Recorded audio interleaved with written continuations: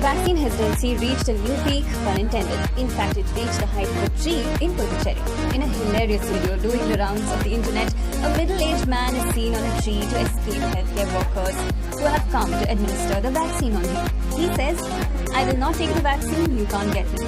Health department workers stare up at the 40-year-old helplessly.